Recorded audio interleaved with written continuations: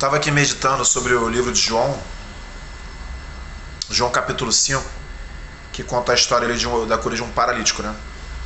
E a história conta que existiam vários enfermos, né, em volta de um tanque, né, um tanque chamado em hebraico Betesda. E aqui diz que tinham 5 pavilhões, que era um tanque coberto, bem grande, né? E que ali aqueles enfermos ficavam esperando ali que a água se movesse, né? Que de tempos em tempos vinha um anjo ali e agitava aquela água, e aquele que tocasse na água ele era curado, né? Então a Bíblia fala sobre um homem que estava ali enfermo há 38 anos. 38 anos. Meu Deus do céu, muito tempo. E Jesus, quando vê aquele homem, né, sabendo que ele estava há muito tempo naquela situação, ele pergunta para aquele homem: queres ser curado? Assim, rápido, queres ser curado? E o homem não entende, né, e dá tipo uma desculpa, né? Senhor, não tem ninguém que me ponha no tanque. Quando a água é agitada, pois enquanto eu vou, desce outro antes de mim e entra no tanque. E Jesus assim, Jesus não argumenta. Isso é lindo dessa parte. Essa parte aqui é linda. Ele não argumenta, ele simplesmente fala assim: levanta-te, toma o teu leito e anda. Levanta-te, toma o teu leito e anda. E imediatamente aquele homem se viu curado. Toma do seu leito e põe-se a andar. E mais abaixo, no versículo 14, quando ele de novo se encontra com Jesus, Jesus fala o seguinte para ele.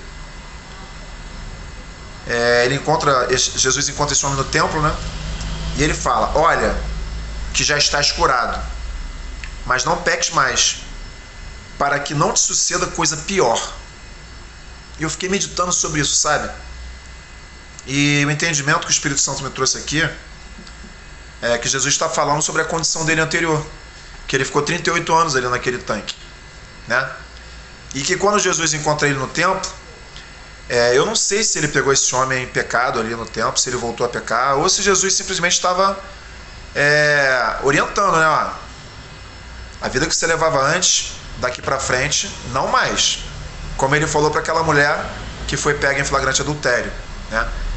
E Jesus fala: ó, se você continuar vivendo aquela vida de pecado que você vivia antes, você vai te suceder coisas piores. E meditando sobre isso me levou até o livro de 2 Pedro. 2 Pedro 2, né? 2 Pedro capítulo 2, a partir do versículo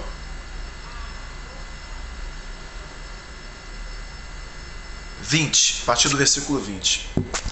E aqui nessa passagem é feita uma analogia maravilhosa quando Deus ele entra na nossa vida, né? E ele fala que nós somos uma casa, né? A casa do Espírito Santo. E quando ele entra nessa casa, ele deixa ela limpa e adornada, né? E aqui fala o seguinte: porque depois que a pessoa teve a sua casa limpa e adornada e decide voltar para o mundo, né? Decide voltar para o pecado, né? As consequências são muito grandes, né? Porque aqui diz o seguinte: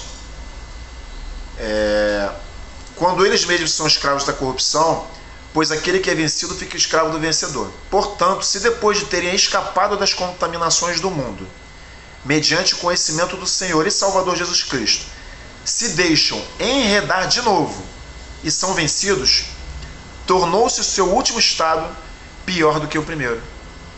Pois melhor lhe fora que nunca tivesse conhecido o caminho da justiça, do que após conhecê-lo, voltarem para trás, apartando-se do santo mandamento que Deus lhe deu, né? Com eles aconteceu o que diz certo adágio verdadeiro: o cão voltou ao seu próprio vômito, e a porca lavada voltou-se a revolver-se no lamaçal.